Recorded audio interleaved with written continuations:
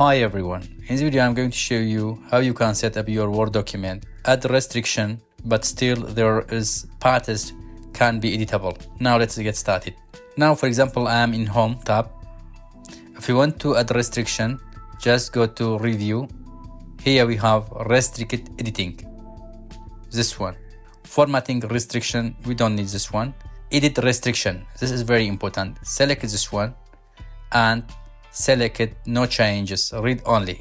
Now your document can't be edited. If you want to select specific paths to be editable, select it specific path. For example, this path, hold Ctrl and select it, this part. Another path, for example. Okay, another path. Okay, for example, I want these three paths remain editable. Just click this one, check this one, everyone. Even if you want to make it more specific to be editable by specific users, click this one.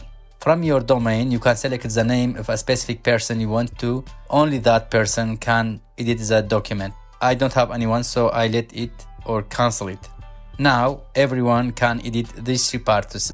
Just click Start Enforcing Protection. Here you can insert the password and it's optional, so I let it blank. Just OK. Now it appears the patterns which can be edited, they are yellowish, and these patterns you can't edit. For example, I want to delete. You see, I can't, but here I can't. You see? Let me select Ctrl Z to reverse the process. Now, if you want to find the editable patterns, just from here, find next. This part is editable. Also, this part is editable. And this part is editable.